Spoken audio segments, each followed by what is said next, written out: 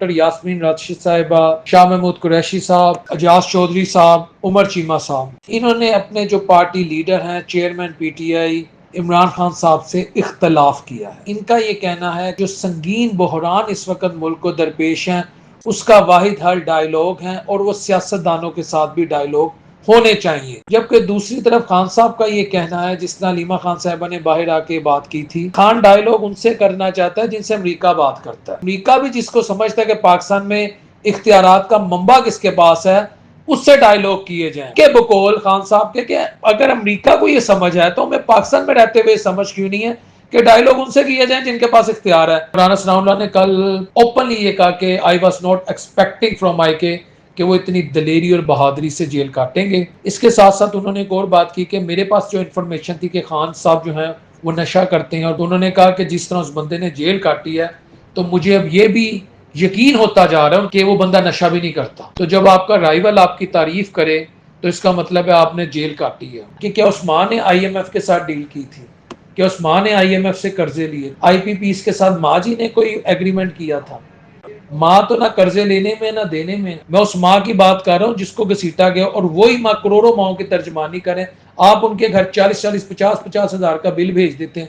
Middle class والوں کی تو آدھی، میں کل بھی یہ بات کی تھی، انرجی اس کام پہ لگ جاتی ہے، ہم نے بل ادا کرنا ہے، ہم نے اور کیا کرنا ہے۔ بسم اللہ الرحمن الرحیم۔ السلام علیکم ویئرس۔ قید و بند کی صحبتیں برداشت کرنے والی ڈاکٹر یاسمین راشد صاحبہ، شاہ محمود قریشی صاحب، اجاز چودھری صاحب، عمر چیمہ صاحب، یہ چاروں افراد جو اس وقت پی ٹی آئی کی ٹاپ لیڈرشپ میں اب ان کا شمار ہوتا ہے، جس طرح انہوں نے قید و بند کی صحبتیں اور سختیاں اور مصیبتیں برداشت کی، انہوں نے اپنے جو پارٹی لیڈر ہیں چیئرمین پی ٹی آئی عمران خان صاحب سے اختلاف کیا ہے۔ اختلاف یہ ہے کہ ان کا یہ کہنا ہے کہ جو اس وقت ملک کرائسس کا شکار ہے، جو سنگین بحران اس وقت ملک کو درپیش ہیں، اس کا واحد حل ڈائیلاگ ہیں، اور وہ سیاستدانوں کے ساتھ بھی ڈائیلاگ ہونے چاہیے۔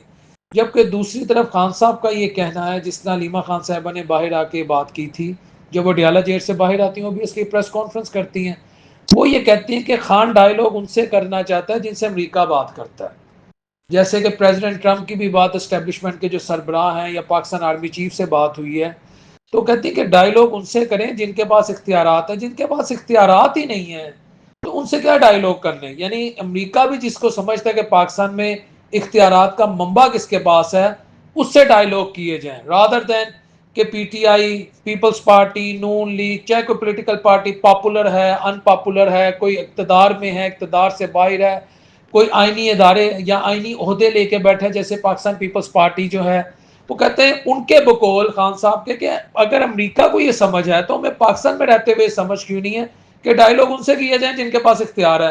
لیکن دوسری طرف جو پی ٹی آئی کی لیڈرشپ ہے اور سینئر لیڈرشپ اور ان کی کریڈیبلٹی، ان کی انٹیگریٹی پہ کسی کو شک نہیں ہے، لیکن ان کا اپنے قائد سے اس مسئلے پہ شدید اختلاف ہے۔ جو اس وقت پارٹی کے جو ایکٹیو عہدے داران ہیں وہ اسے ڈسکس کریں، باقاعدہ خط آیا جس میں ان چاروں نے دستخط کیے ہیں، اور میں بار بار آپ کو بتا رہا ہوں، بیرسٹر علی گوہر بھی یہ کہہ رہے ہیں کہ یہ باقاعدہ طور پہ ہمیں جیل سے انہوں نے کہا ہے، یہ چاروں ممبران کا میں نے آپ کے سامنے نام لیا ہے، کہ حکومت کے ساتھ ڈائیلاگ کیے جائیں۔ خان کہتا ہے حکومت کے ساتھ ڈائیلاگ نہیں کرنے، وہ کہتے ہیں حکومت کے ساتھ ڈائیلاگ کیے جائیں۔ اب اس وقت یہ کلیش جو ہے آئیڈیولوجیکل کہہ لیں یا ایک پالیسی کلیش جو ہے، بلکہ آئیڈیالوجی سے زیادہ میں اسے پالیسی کلیش کہوں گا، کرنٹ پالیسی کلیش جو خان صاحب کے درمیان اور پی ٹی آئی کی جو دیگر لیڈرشپ ہیں سارے اس وقت جیل میں قید و بند کی صحبتیں برداشت کرے سامنے آ چکا ہے۔ اچھا، اب ایک عام پاکستانی یا میں بینگ اے جرنلسٹ میں بھی یہ سمجھتا ہوں کہ ڈائیلاگ اس کے ساتھ ہونے چاہیے جس کے پاس اختیار ہو۔ جس کے پاس خود اختیار نہیں ہے، ان کو یہی نہیں پتا کہ معاملات کہاں سے کہاں جا رہے ہیں، کون سا قانون آ جائے گا، کون سی آئینی ترمیم آ جائے گی، تو ان کے ساتھ ڈائیلاگ کیسے ہو سکتے؟ اور تیسری بات کہ اگر ہم یہ یاسمین راشد صاحبہ، عمر چیمہ صاحب، اجاز چودھری صاحب اور شاہ محمود قریشی صاحب کا یہ بیانیہ یا ان کی اپروچ جو ہے، جس وقت ان کی پولیٹیکل اپروچ، پولیٹیکل سٹانس، اسے ہم اون کر لیں، تو آپ کو لگتا ہے کہ جو پولیٹیکل رائیول ہوتے ہیں، جیسے نون لیگ اس وقت سب سے بڑی پولیٹیکل رائیول ہے پی ٹی آئی کی، اور پی ٹی آئی سب سے بڑی پولیٹیکل رائیول ہے نون لیگ کی، یعنی سیاسی حریف، ابھی نون لیگ چاہے گی کہ پی ٹی آئی کو سیاسی سپیس ملے، یہ دوبارہ اقتدار میں آئیں، ان کو ریلیف ملے۔ پی ٹی آئی کو سپیس ملنے کا مطلب ہے کہ نون لیگ کا اپنا جو ایک اس وقت جو اسپانسرڈ پولیٹیکل کلاؤٹ ہے وہ اٹس سیلف خطرے میں پڑ جائے گا. جو ان کو سپورٹ ہے، سپورٹ تو پی ٹی آئی کو بھی ماضی میں رہی ہے. ایک پیج پہ ہمیشہ کہتے رہے، شہریار افریدی صاحب یہ کہتے تھے کہ آرمی چیف باپ ہوتا ہے. تو جب سپورٹ، تو اس میں کوئی دوسری رائے نہیں ہے کہ جب آپ کو سپورٹ ہوتی ہے اس وقت آپ کہتے ہیں یہ والد ہیں، اور جیسے سپورٹ سے ہٹ جاتے ہیں تو پھر آپ کے معاملات اور طرف چلے جاتے ہیں.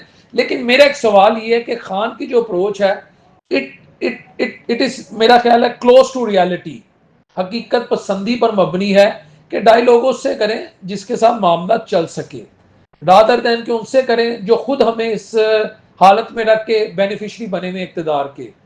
آپ کس چیز پہ ڈائیلاگ کریں گے؟ میرا سوال ہی ہے. یاسمین راشد صاحبہ سے یا شاہ محمود قریشی صاحب سے، علی اعجاز چودھری صاحب سے اور عمر چیمہ صاحب سے کہ وہ جو 2024 کے الیکشن ہوئے تھے اس کا ٹرانسپیرنٹ آڈٹ کروایا جائے، یا الیکشن دوبارہ کروائے جائیں، یا آپ جب سے آئے ہیں آپ نے عوام کو کتنا ریلیف دیا کتنا نہیں دیا. میرا نہیں خیال وہ ڈائیلاگ جو ہوں گے وہ کسی بھی، جن پنجابی کے اندر نکڑے لگ دینے، کئی نکڑے نہیں لگیں گے.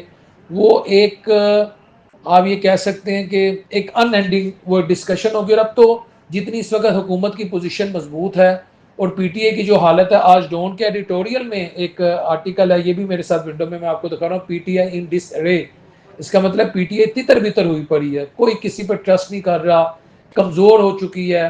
علی مین گنڈا پور کنٹروورشل بن چکے ہوئے ہیں. یہ اس آرٹیکل کے مطابق میں بات کروں. خان کی منظوری کے بغیر انہوں نے بجٹ اپروو کروایا، سواد بکوا ہوا. بعد میں انہوں نے کہا جی ہم نے اب وہ لائف سیونگ جیکٹس رکھنی ہے، وایا ڈرون ہم دیں گے. تو پہلے بھی تو یہ دے سکتے تھے. مالا کنڈ کا واقعہ بھول کے وہ جو 5 بھائی ڈوب گئے تھے.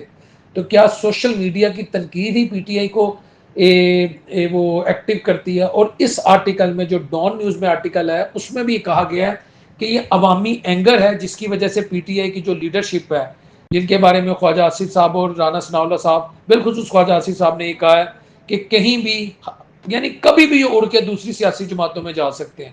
جیسے میں نے آپ کو بتایا زرتاج گل اور رون ببی گروپ جو ہے یہ پاکستان پیپلز پارٹی میں جانے کو تیار ہے. لیکن ابھی یہ حالات دیکھ رہے ہیں کیونکہ پاکستان کی جو سیاست ہے ہائیلی انپریڈکٹیبل ہے، کبھی بھی کہیں بھی معاملات جو ہیں کسی بھی سیاسی جماعت کے ساتھ طے پا سکتے ہیں. تو میرا نہیں خیال کہ یہ جو معاملہ ہے، جو جس کو جو مدعا ہے، جو اس وقت جیل میں جو ان کے چاروں لیڈر ہیں کہ سیاسی جماعتوں سے ڈائیلاگ کیے جائیں، یہ پائے تکمیل تک پہنچے گا. کہ ڈائیلاگ بھی شروع ہوں گے وہ فوٹائل ایکسرسائز ہوگی، یہ میری رائے ہے.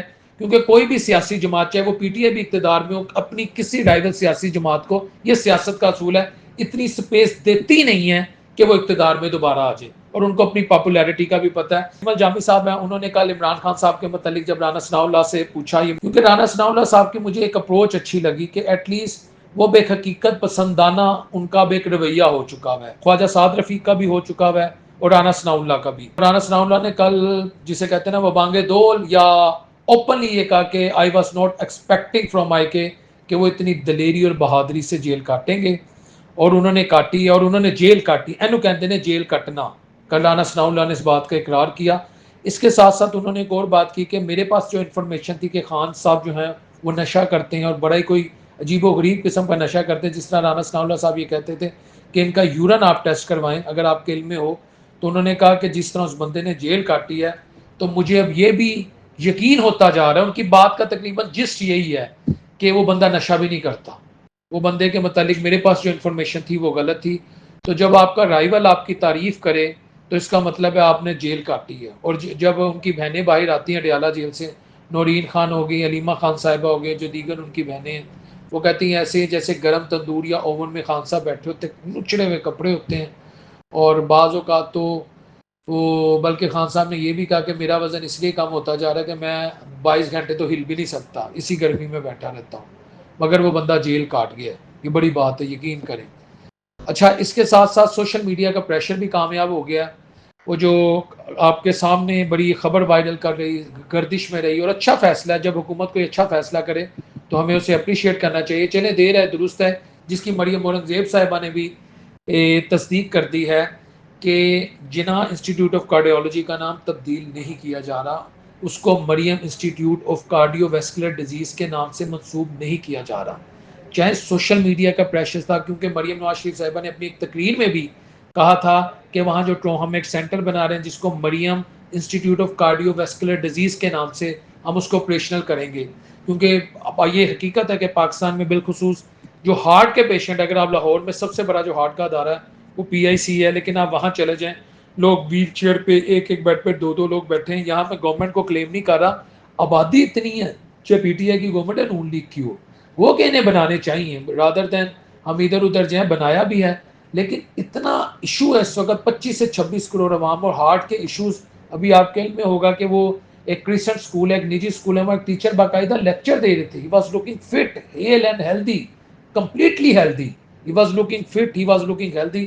لیکن جیسے ہی وہ لیکچر دیتے دیتے ود ان میرا خیال ہے 3 to 4 سیکنڈ، 3 سے 4 سیکنڈ میں وہ پہلے زمین کی طرف آئے اور چلے گئے. یہ میرے ساتھ بھی ہو سکتا ہے، آپ کے ساتھ بھی ہو سکتا ہے. کل نفس ذائقۃ الموت. تو ہارٹ کے ایشوز ہیں. اینی ہاؤ مریم اورنگزیب صاحبہ نے یہ ٹویٹ کیا، لیکن میں یہاں سمجھتا ہوں سوشل میڈیا کا پریشر یہاں کارآمد ہوا ہے، کیونکہ قائد اعظم کو کوئی ریپلیس نہیں کر سکتا. ان کی ریپلیسمنٹ صرف وہی ہے. مادر ملت جو ہیں، حقیقی مادر ملت اسلامیہ جو ہیں، وہ فاطمہ جناح رحمۃ اللہ علیہ، اللہ ان کی بھی قبر کو نور سے منور فرمائے. باقی ٹھیک ہے پولیٹیکل لیڈرز ہیں، ان سے محبت کا، ان سے لوائلٹی کا دعویٰ کرتے ہیں، قوم سے لوائلٹی کا دعویٰ کرتے ہیں، لیکن قائد اعظم کی کوئی ریپلیسمنٹ نہیں ہے. میں نہیں سمجھتا ان کی کوئی ریپلیسمنٹ اس سسٹم میں ہے.